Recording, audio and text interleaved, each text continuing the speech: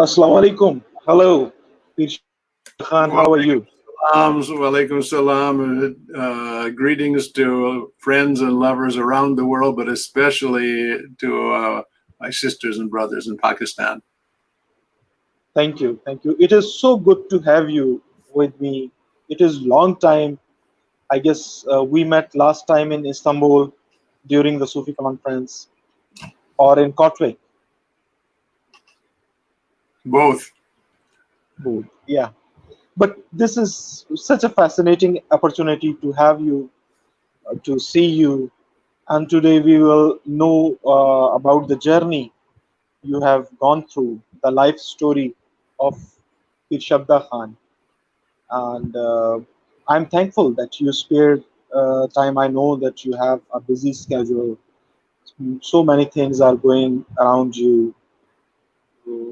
You're a busy man, but I'm thankful that you spared some time and joined me in this live broadcast. My pleasure. Pir Shabda Khan, we will love to hear about how the life story begins. Yeah. Thank you so much, Pir Sab. And I just want to say a few opening remarks. I'm in, like many of you, in a Chisti Sufi Silsila family, and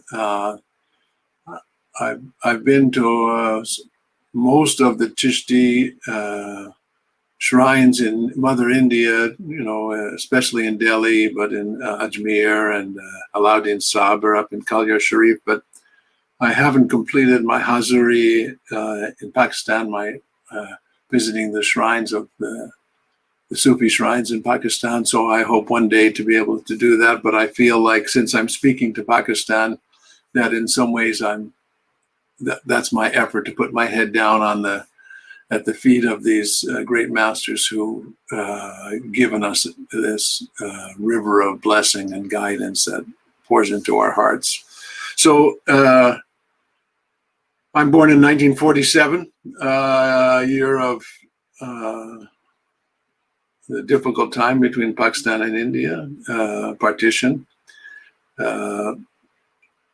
My parents are refugees. My parents were born in Germany. They're German Jewish refugees, and they luckily, for my sake and for their sake, escaped Nazi Germany just before the war. I grew up in New York City, so with people who felt so grateful to the land of America, who had given them a place to live peacefully after having been persecuted so badly in Germany. I think you can, a loving family. My parents stayed together. I grew up with my grandmother in my home, so I had an extra dose of love. I grew up in the 60s in America, when I became a teenager and a young adult. And so that had a tremendous influence on me. And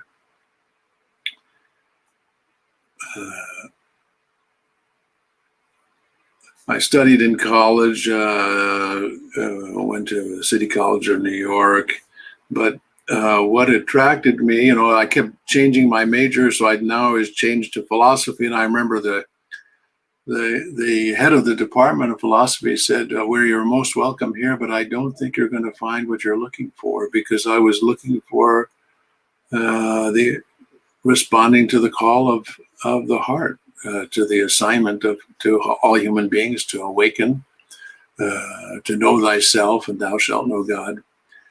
And I met an American who had gone to India named Richard Alpert. He was a researcher from Harvard, a psychologist, and then he'd gone to India, and he met a great Indian master named Neem Karoli Baba, or known as Maharaji, and lived up in the Himalayas. And somehow that touched me very profoundly, and I right away became his student. and started practicing mantra yoga and meditation and yoga and so on. And in America in those days, the group of seekers, we all knew each other, especially in New York City. It was a very small group, not like it is today, where millions and millions of people. And I met Pir Khan. He came to New York City to give a talk.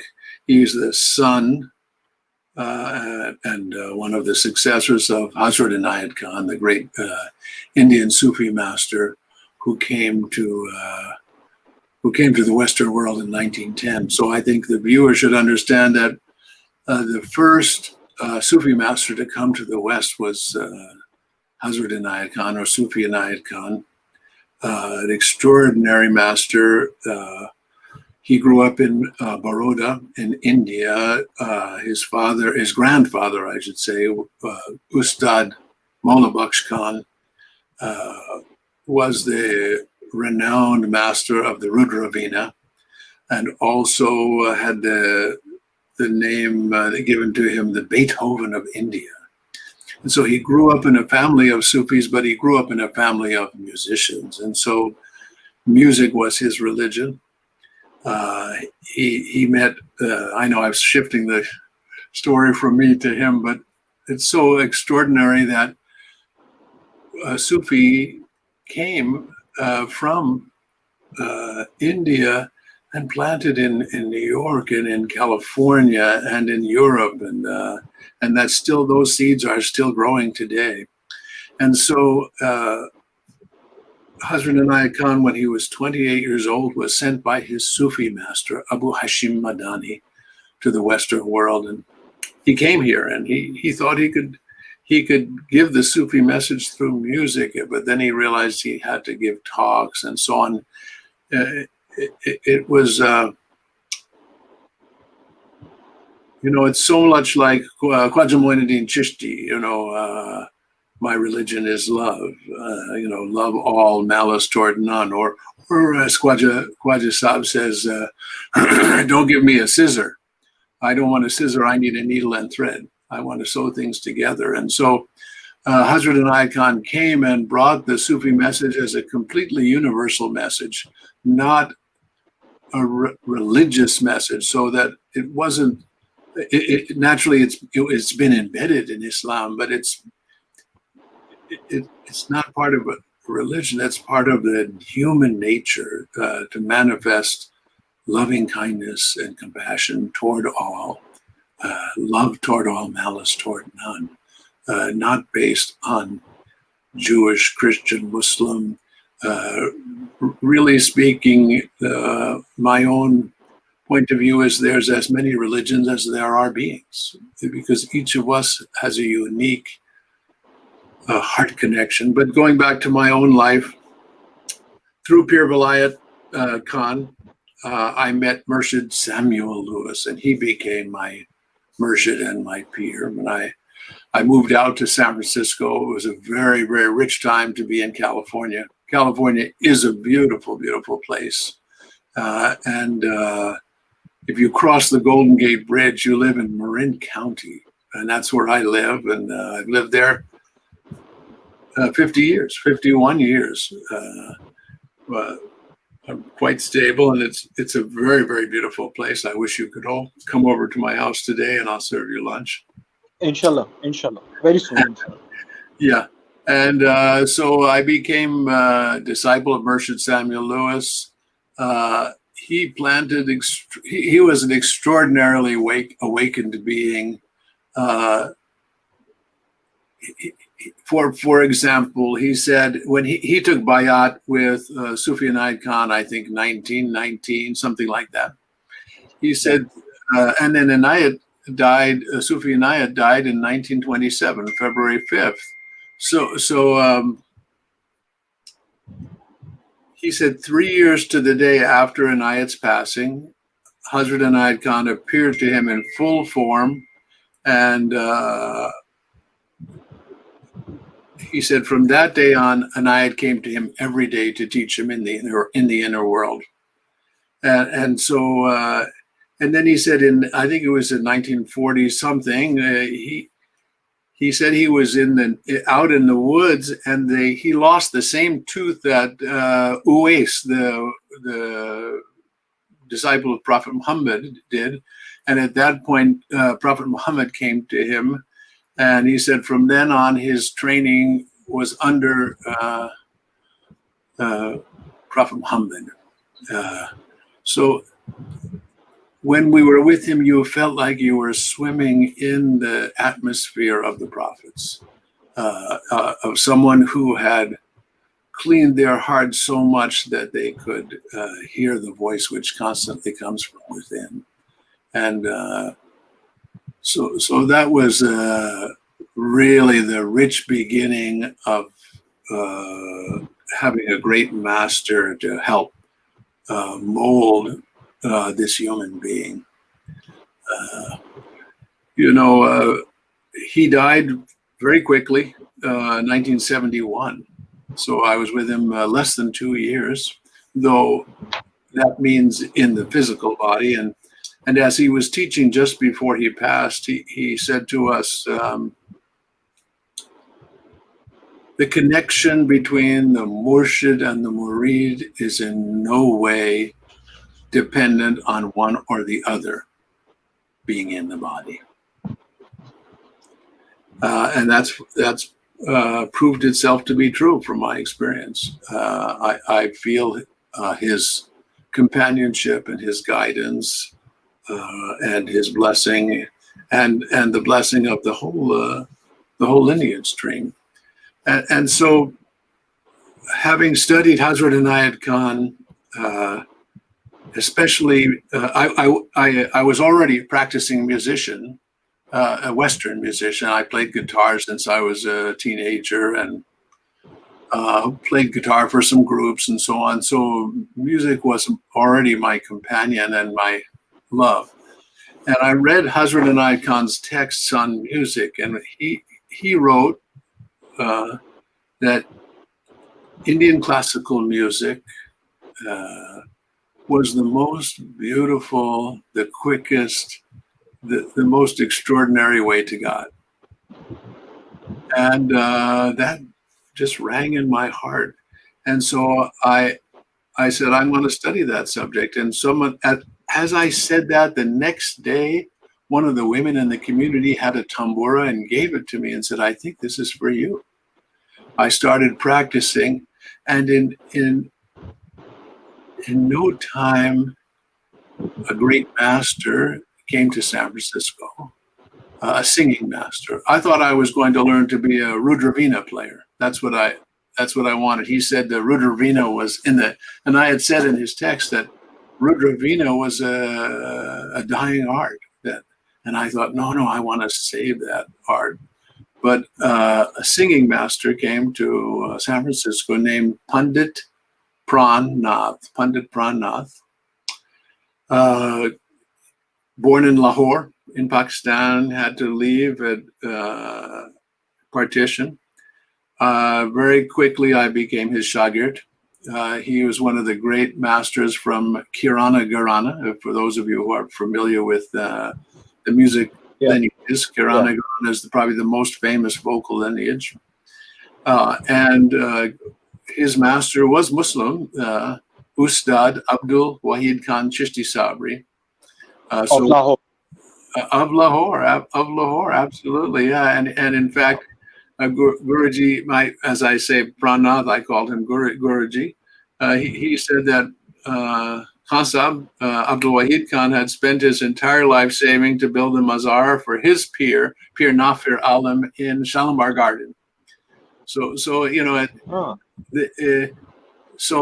now I was receiving music steeped in the Chisti Sabri stream, and we went to Alauddin Sabri's grave, in Kalyar Sharif, not far from Hardwar, and I learned in the very traditional method. I'd be at his home, and we'd sing together from 5 in the morning till 10. and then he would see students, but for his few shagirds, there was one or two of us at the time. It was there. You couldn't take a lesson. The lesson was all the time, and he really planted Indian classical vocal music in America, in the West.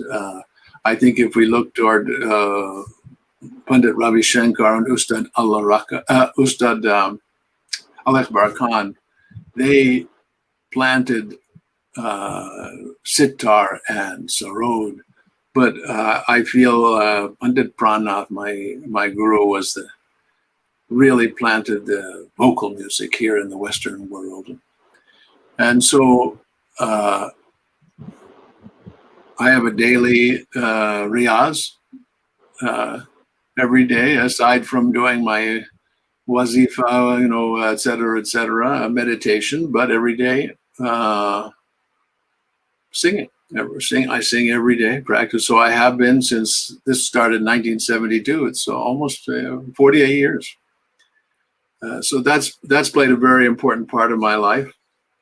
1974, I met who would be my wife. So we used to joke, we used to call her my second wife, because when you have a guru, it's like a marriage, So Guruji was my first wife; she was my second wife. That was our family joke, and we got married. We had two sons. Meanwhile, the lineages of under Samuel Lewis, Murshid Sam, we called him, the Ruhaniat. In fact, he received the name for our lineage when he was in Pakistan. Now I'm talking about Murshid Samuel Lewis. In the 50s and the 60s, he visited Pakistan, and he had several peers that he was associated with, and one peer named Pir Dewal Sharif. Yeah. But I remember. Yeah. He said, if you organize in America, you can use this name, Ruhaniat, Sufi Ruhaniat. And so that's why we're called Sufi Ruhaniat, because of this peer. And he also had was a shagird of Sufi Barkat Ali from Salarwala. Yeah. So Samuel Lewis, I should say more about him, because I think this would be fascinating to, especially your Pakistani listeners.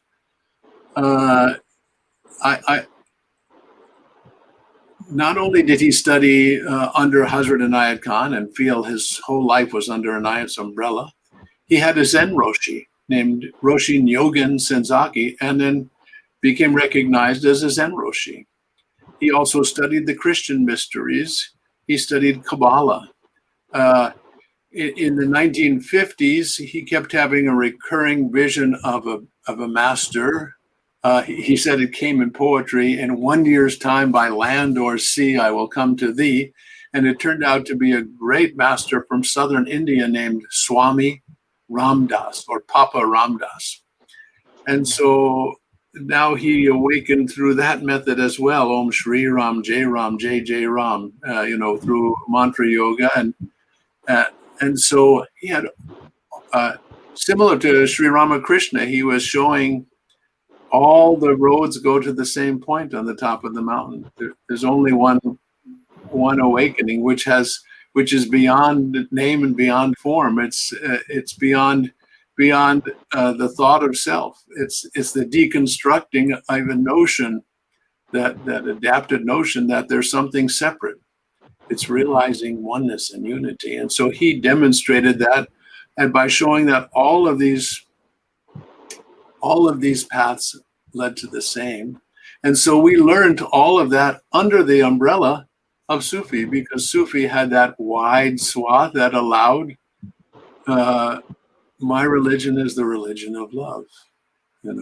How did Ibn Arabi say, my heart is so wide a gazelle can run through the fields in my heart. So this was the extraordinary blessing we received, and we felt called I think responsible is the wrong word. We felt grateful that we had the opportunity to continue to support and share this glorious message of universality of love and wisdom that comes down through the ages, but is also right here and now. And so when Murshid Samuel Lewis died, he was very careful to assign his successor, or to pick his successor, and it was a beautiful man named Moinuddin Jablonski, American man, and so he became our peer. And excuse me, he served he served for 30 years. And when he received the assignment, he was 29, 29 years old, lead a Sufi lineage. But he also died just before 60 in 2000, or 60 years old in 2001. And he appointed me. But let me go back. So I say I got married. I had 2 sons, beautiful men. But so I was appointed by Pir Moinuddin, and he had written. Usually you put an ijazat in some very official form. Ijazat, I should explain. You know what ijazat is, but instruction, assignment. But in this case, he had written the ijazat in an email. So I often joke that I'm quite certain that I'm the first Sufi peer appointed by email. Or the first Sufi digital ijaza you have. A digital ijaza, exactly. So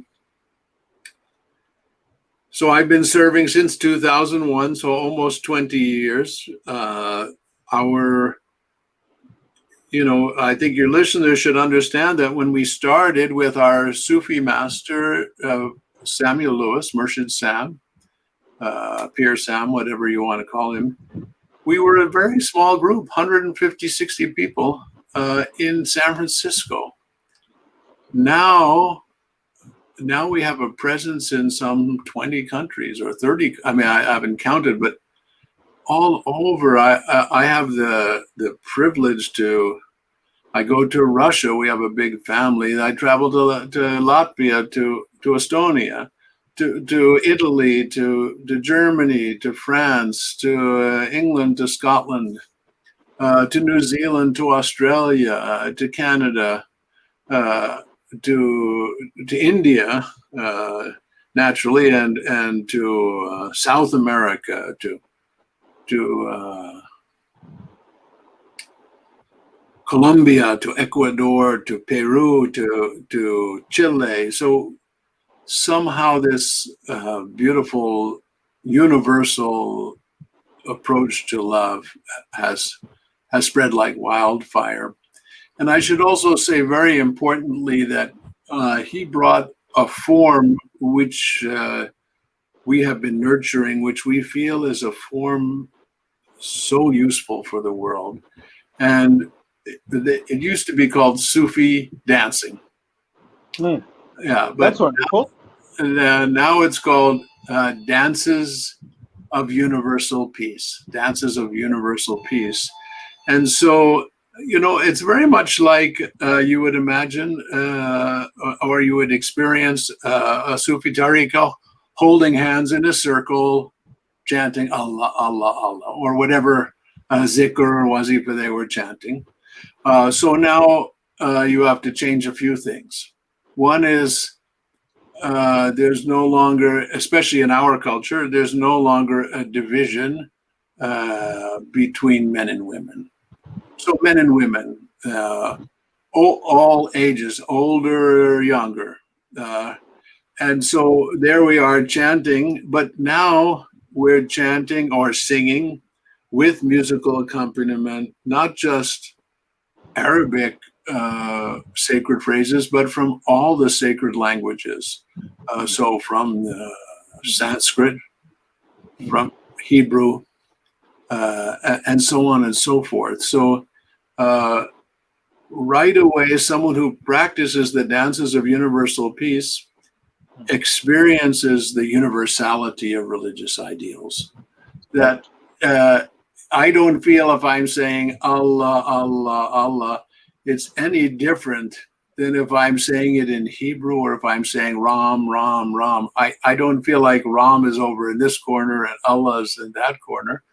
I feel like that universal, ever-living being who is our very self, when we can lose our thought of self, all of these names call on that oneness. And so our family is a family who's keenly aware of oneness and love and the universality of religious ideals. Okay, well, that's a long introduction. No, it is so beautiful introduction, and this is the beauty of our talks when we go in the past and see through what our friends have gone through and what was the journey. It is so beautiful. It is so fascinating, and one can easily connect uh, himself with the journey itself.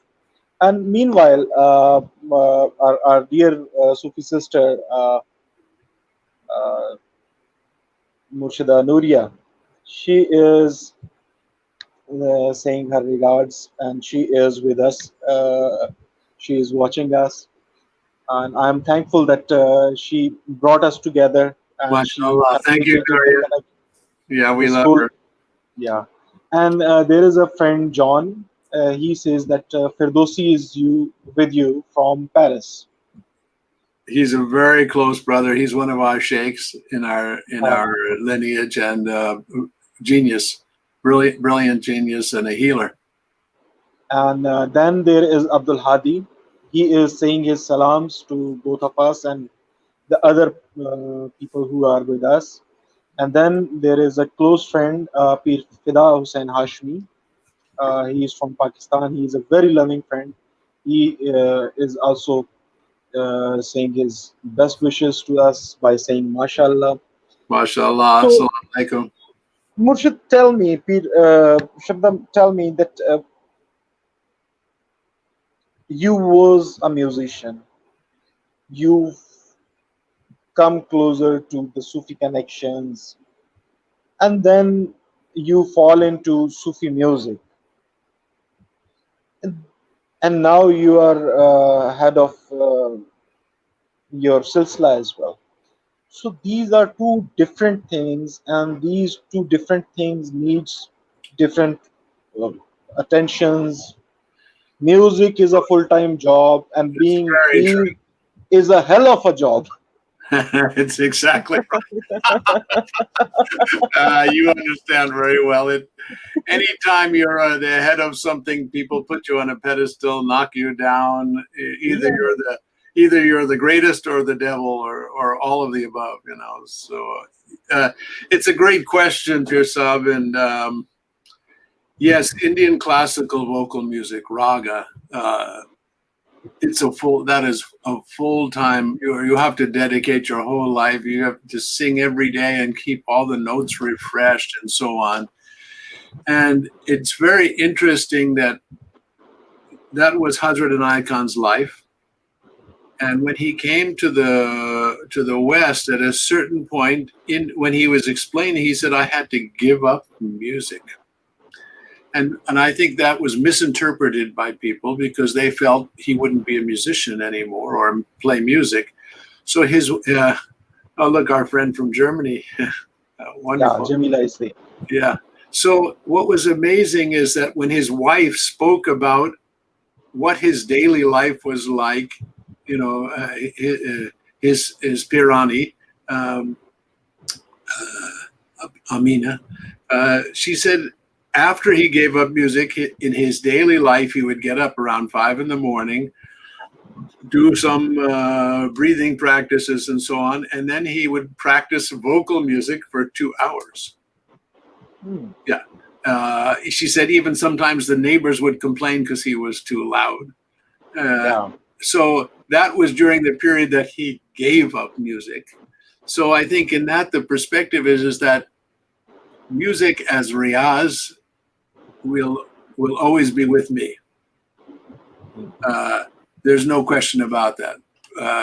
Every day I'll be using music in my devotion. Uh, will I be giving concerts and practicing? Becoming a teaching music. All of that I've had to put that aside because, as you know, and leading both a silfa. Oh, another friend from Arizona. Yeah. Leading a silsila and also being an administrator, for an organization. It's a full time and a half job. So, Yeah. but music is always there, and for the musician, you look at life through the lens of the musical notes. The world is music, and you hear the raga of the time and then in the moments that you're skillful, you learn how to harmonize discordant things into a raga, into a composition to bring them together. In the times that that you can, but that's the skill that you develop as a musician, so that you begin to see that everything is made out of music. We are music. Our soul is music, and that you could prove that from a physics point of view, but I think even much more important from a heart point of view. Yeah. And why is it? Inayat says, why is it that music is so appealing? He says the soul is music. So it's a great path. I feel so lucky because no matter how difficult the day is, when I'm singing, it's beautiful. The musical notes are beautiful. I don't mean my expression. The notes themselves, they're so reliable to finish you. You can't swallow the notes. They always swallow you. They're so reliable. That's so true. That's so true. Oh, while talking to Pir Shabda Kahn, this is not possible that we not request him to sing something. And I would love to ask you if you can start with some composition of Pir Inayat Khan first, if you like, Yeah, and you feel comfortable. yeah. I feel what a blessing. I'm going to sing a few notes. Oh, Ilona from Russia. Ooh, Yeah, sweet. So this is our family. We're all over the place. It's so beautiful. do that.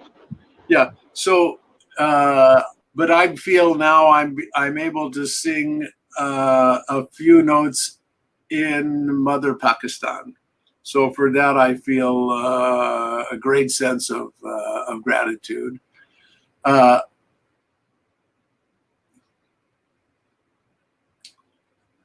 I thought I'd better sing. It's so many different times around the world. So if I was here, I could sing. Here I'd sing Shud Sarang, or it's just the end of Todi. But where you are, I've got to sing some evening. Yeah, And there's a beautiful raga called Puri Danashri. The composition line Aj Amore Garakaj. Today, my beloved came to my house. So again, this is electronic tambura over the internet. So you have to listen with the. can we control the voice of this electronic tambura if we can little down? How's that? That's good. Now it's good.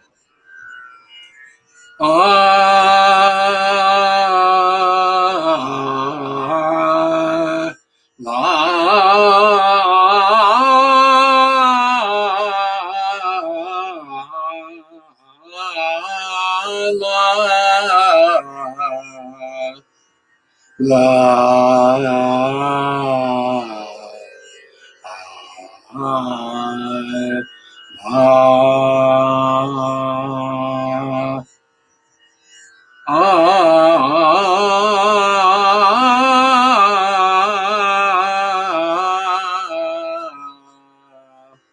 Oh, Pir Sab, I think I'm going to change.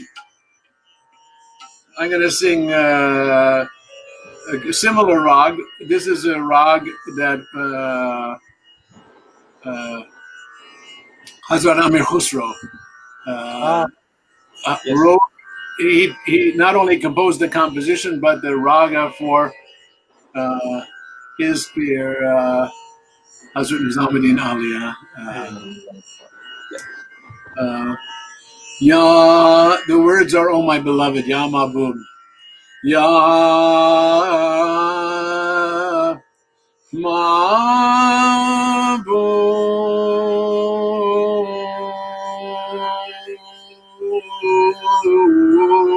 Mahbub, Hira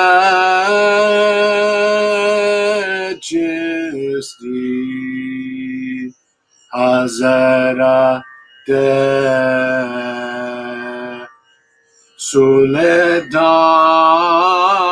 Suledana Pir Nizamuddin Awliya Mahbub Elahi Ya Mahbub. For the listeners, oh my beloved,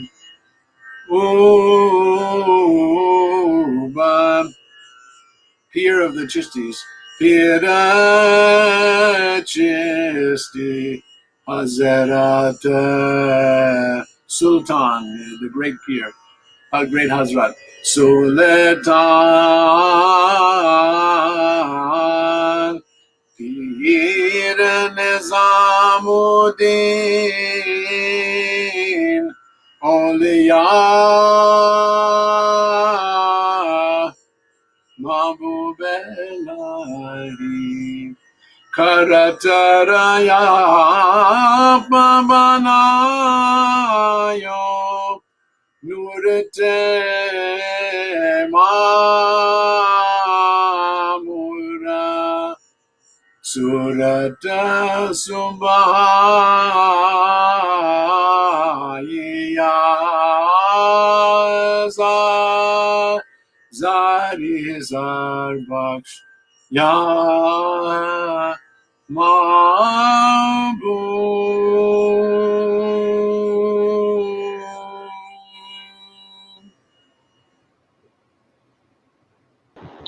So wonderful, so fascinating.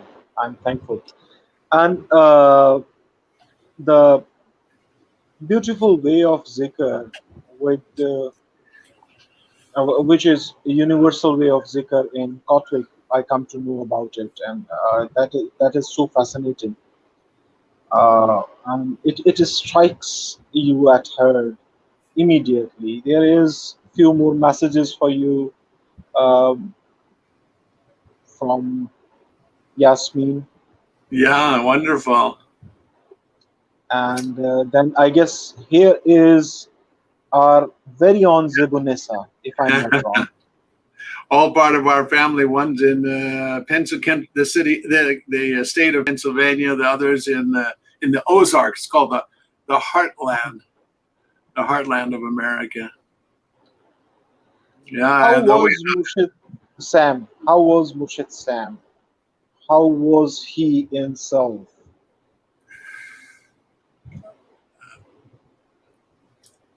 he was the most unself-conscious person that I ever met. So he was. Uh, sometimes he called himself a roaring borealis. You know, borealis means the sun. Yeah. But he's characterized Assalamu alaikum.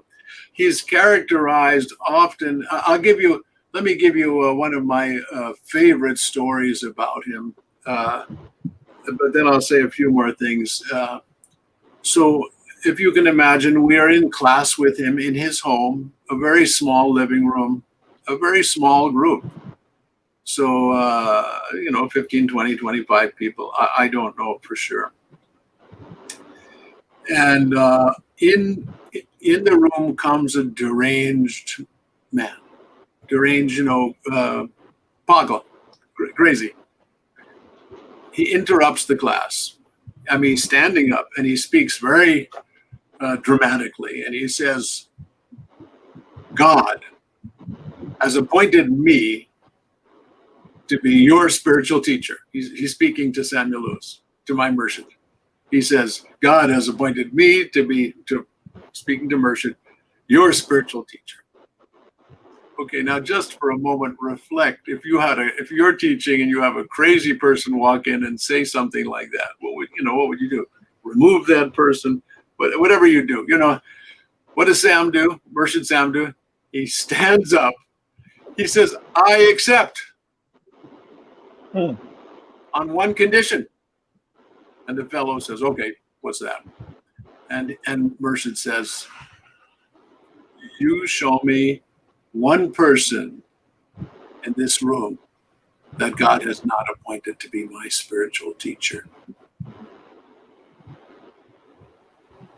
That's wonderful. And the person was so stunned by this answer that he sat down and attended class and kept quiet, and that was that.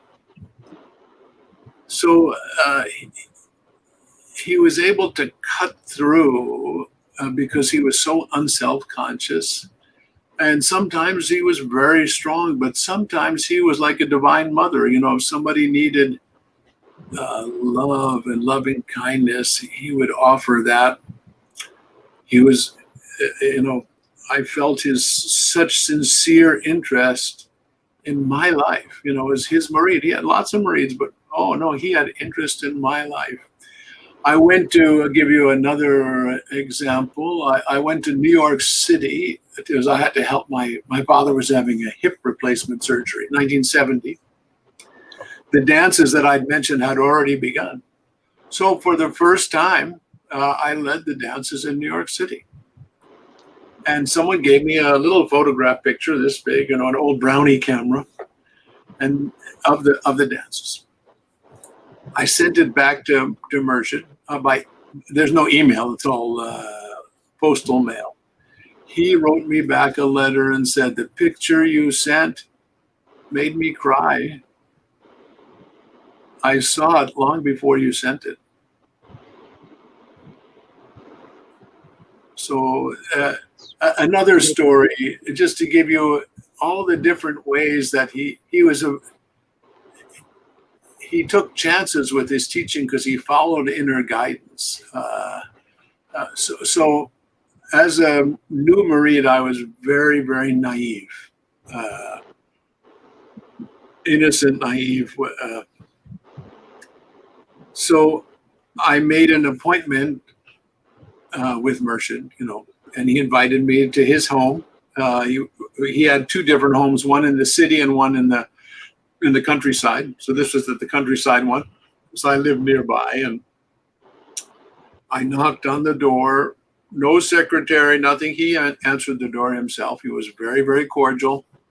So nice to see you. Please come in. How are you?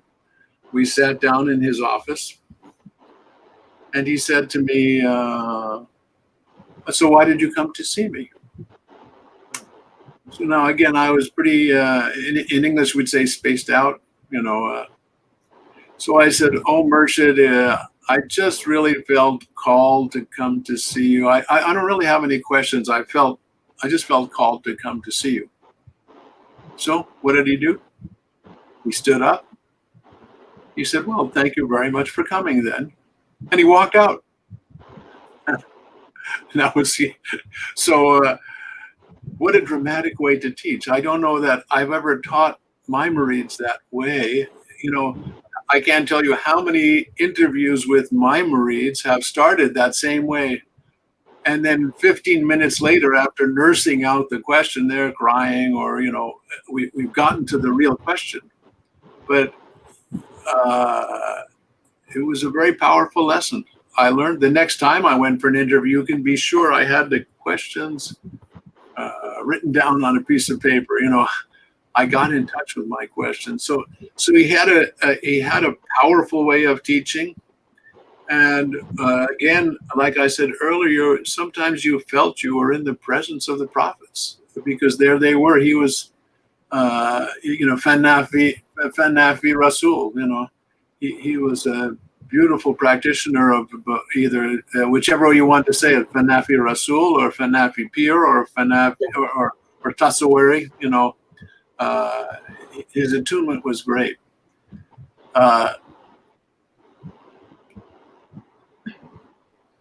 Yeah, some of the stories That's about good. That's good. And now he's buried in it.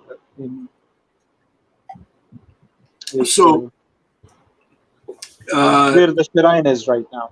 yeah, so his passing was quite extraordinary. He was 74.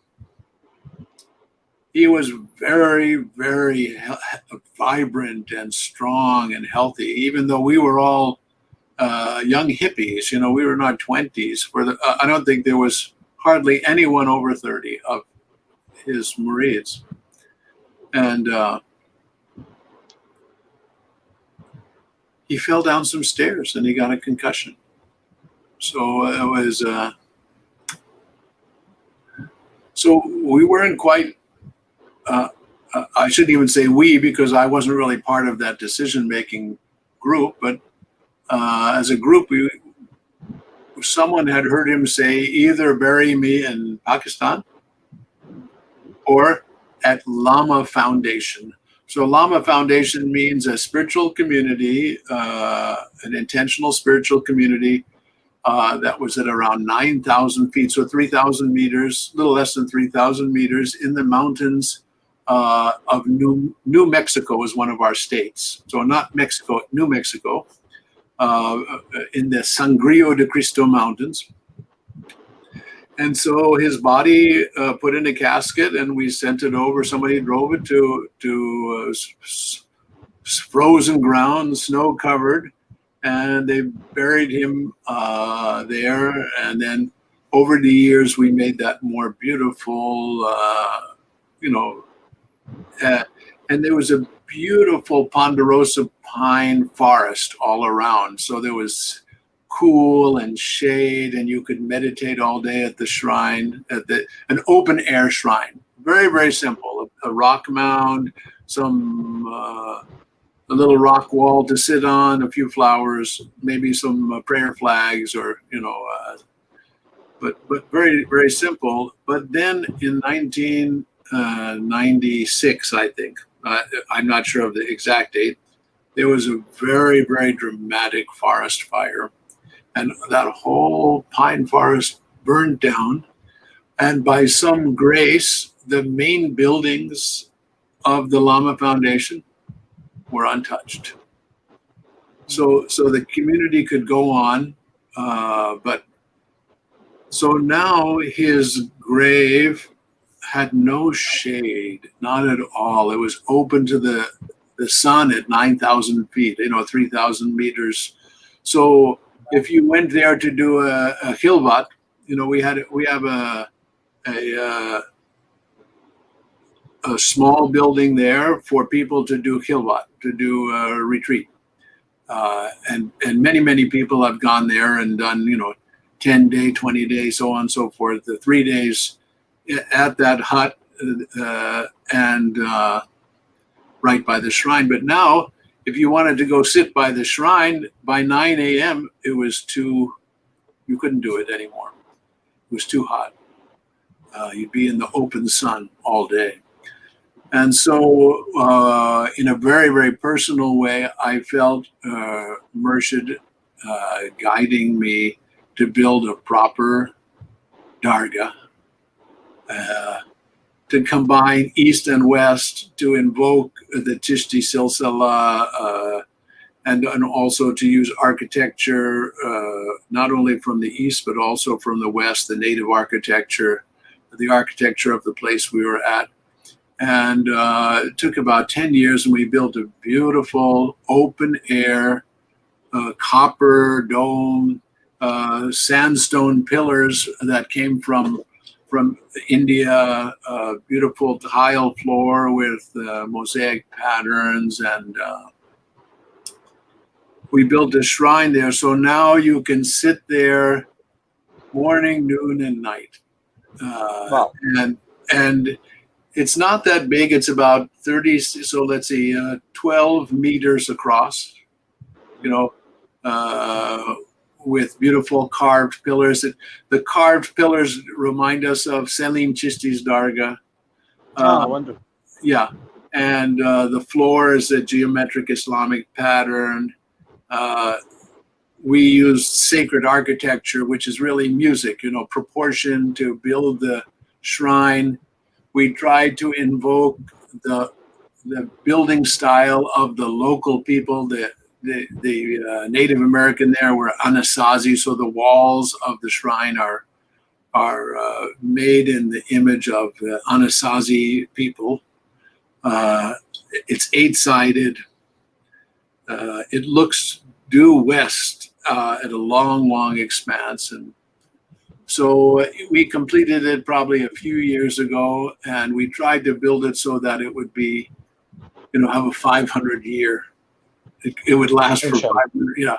So, and especially in a period where all of the Sufi shrines in the East are under threat from fundamentalists. One important thing I'd like to say to the listeners is that many people came to me and said, it's so wonderful for you to honor your teacher, to build this shrine. And I said, I don't think that's it. I don't think you really understand. I was asked to give my Murshid a better teaching facility, a better place where he could transmit. So now someone can go there and be comfortable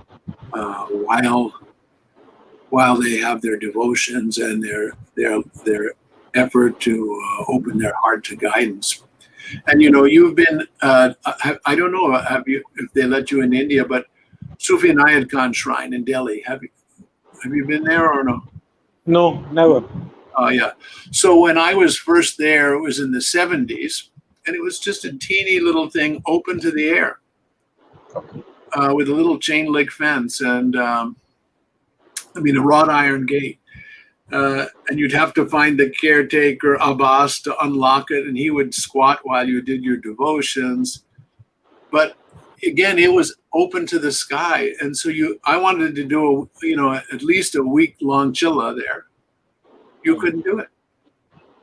So our own dear teacher and friend, Murshid Karim Baksh, with all the people around him, so not alone, but built a beautiful dargah out of this small shrine, which is covered. And so now you can go do a 40-day chilla, a 3-day chilla. You can go morning, noon, and night and be protected from the elements.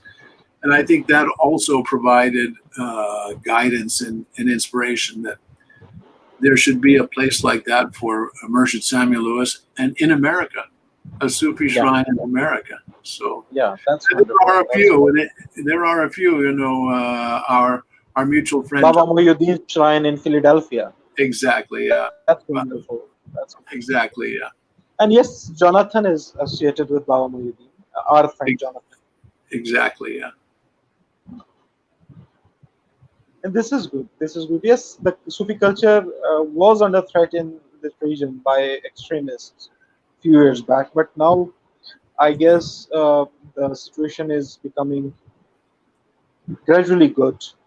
And during your talk, you remind me our mutual, beautiful friend, Murshid Karim Baksh, Dr. H.J. Witwin. Such a wonderful man he was. Such a beautiful person. Such a beautiful soul he was. I still miss him a lot. I still miss him a lot. And Yeah. it was a great opportunity to be with him, to work with him. I learned so much when I was working with him, I and mean, he was the hub who connected all of us. He was the hub. yeah, Uh, yeah. I think I that's worth remember telling. this first time I met you in 2014, I guess, if I'm not wrong, 13 or 14 in Netherlands, Kotwijk, and that was summer school. Yeah, Summer I'm not school. sure where, but I think it's worth. Pir Sab is speaking about our mutual friend and teacher Murshid Karim Baksh. He was a disciple of one of Hazrat Inayat Khan's disciples and a very uh, important part of the Sufi movement. Oh, look from Cape Town, from South Yeah. Africa. And Uh, before that, Ibrahim was there from Auckland. yeah, Oakland's. I can throw a tennis ball to him. Yeah. Yeah. So he was a very important pillar for the Sufi movement that Hazrat Inayat Khan started, which is based in Holland, but all over the world. But Murshid Karim Baksh felt the important. He was inspired by an impulse, which is that, or a guidance, I should say. Hazrat Inayat Khan brought Sufi to us with a completely universal banner, so that it's not the mysticism of Islam, it's the mysticism of the heart. Or if you say it's the mysticism of Islam, that's correct, but then it's also, you can have Mohammedan Islam, you can have Jewish Islam, you can have Christian Islam, if you understand that real meaning of Islam. So from my point of view, I don't want just to say my own point of view. And Yeah. So Murshid Karim Baksh wanted to bring together Sufi peers and Sufi teachers from around the world who could hold hands on the principle of universality. And so he started the Universal Sufi Council. And that's really the strongest place where you and I became colleagues and friends in Istanbul, as you said. Yeah. And And the first, I had the privilege to start this whole Universal Sufi Council with Murshid Karimba as the co-chair of that council. And I exactly, still remember that the main motivation behind that council was that Sufism is the essence of all religions. mashallah, So I second your beautifully spoken. thought. Yes. Beautifully spoken. And so, just for the listeners to understand, you hear that sound? Someone's taking Yeah. a shower upstairs. I'm sorry. It's fine. It's fine. Quite It's fine. funny. It's Uh, it's fine. so, so the first meeting, it was all men and one or two women leaders, and we right away felt both the beauty of the meeting, but that there was something drastically wrong. And so in the next year, when we had the council again, when we came together, there was a balance of men and women. But then we also realized that we should not just call Sufi leaders who want to be universal, but spiritual leaders. So then there was a Tibetan master and so on and so forth. A rabbi, Zen, Yeah. and then we realized, no, we A still have Pandit to from expand. India, Huh? a Oh, yeah. Guruji from India. Yeah. Oh, definitely. Yeah. Swamiji. Oh, yeah. Many. I'm not naming everybody. Wonderful people. Pir From all. Chisti from Ajmer as well. Oh, yeah. Salman Chisti was with us, our dear friend from Ajmer Sharif, and Puja Swamiji from Chidanand Saraswat, from Rishikesh, many wonderful people, and the chief imam Ilyasi in Yeah. so so so not just Sufis, but then also spiritual people. But we realized no, we need to bring educators and scientists and even politicians. And so I think my favorite educator is from Islamabad, Yeah. uh, our dear sister. Fakhra Najib. Uh, Fakhra Najib. yeah. So Fakhra. yeah, Yeah. Fakira Najib. Yeah, she is like a goddess for me. She's so fantastic in the work Yeah. she does, bringing education to people. So now we brought all these people together who could hold hands on the principle of universality. And we went on our first, then we realized what we should really do is go on pilgrimage together to show the world that all of these people can get along. Rabbi, imam, Tibetan, so on and so forth, educator, scientist. We had the same thing in common. And while we were on the train going from Sufi Inayat Khan's Dargah to Khwaja Moinuddin Chishti's Dargah, the peace pledge manifested. And it started at the hand of Jonathan, our common friend, Jonathan Granoff. And then we kept passing it forward and backwards, to edit it together and change it. And on the same train ride, they kept, since I'm a musician, they kept asking me to take out my instrument and lead music. And so what was so sweet is here we are in a train car, going from Delhi to Ajmer Sharif. Yeah. And now the whole car of people who've never met each other are singing together. Not just so we'd sing a chant in Sanskrit, we'd sing a chant in Arabic, we'd sing a chant in Hebrew, and everybody enjoyed. Everyone. So then that music as the universal language. But that's where we wrote the peace pledge. And so our name morphed from Universal Sufi Council, which was too small a name, a beautiful name, but too small. So now we are the Peace Pledge Pilgrimage Family.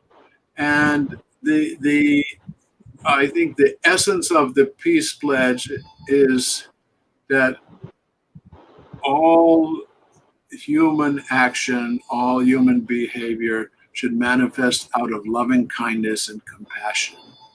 And so that was on the positive side. And then as a group, we also spoke that we wanted to do our best to repair all the different forms of marginalization that human beings experience on this planet, whether religious, whether gender, wealth disparity, and so on.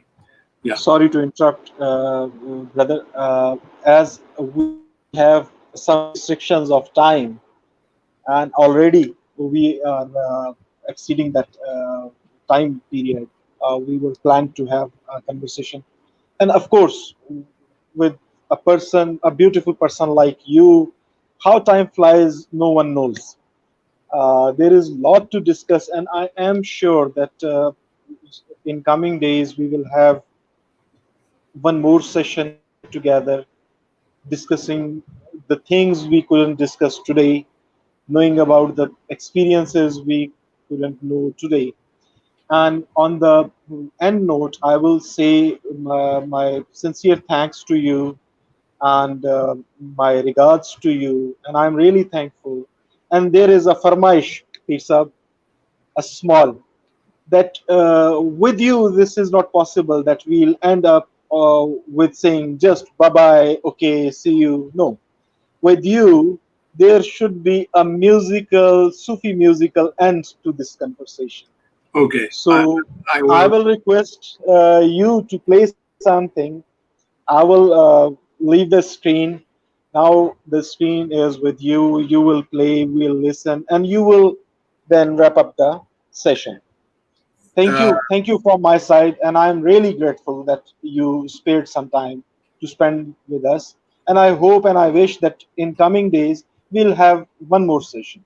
MashaAllah. you. Pir Sahib, I'm so happy to be, especially in Pakistan. But the last thing I wanted to say from our Peace Pledge family is we see so many threats to humanity, but the greatest threat is a common one, and then we have to learn to care for this planet. And so I want to be sure that that isn't missed to be said out loud, that all of this group of people had this common expression of warner of coming dangers, that we are the devastation that our human life has created on this planet, and to do our best to repair that. So this is Rag Tilang, which is a folk rag, and the composition is Allahu, Allahu. The sound of Allahu is coming from the hut of the fakir. So blessings to all of you around the world, especially to my sisters and brothers in Pakistan, but to all human and all beings listening. So here it goes.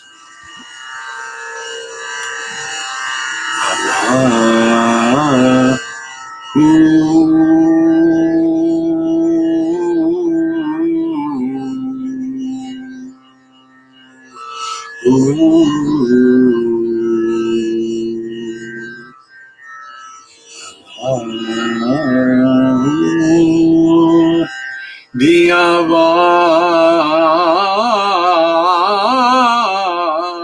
आवे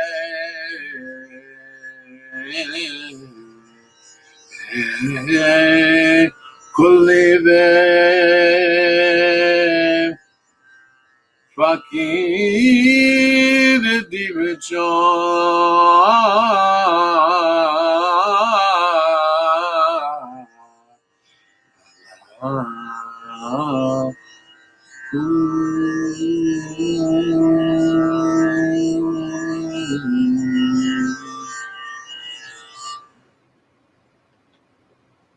Allah Mubarak, God bless you all, good health and safety, and may we all be of great benefit in this world. Ameen, Ameen. Assalamu alaikum.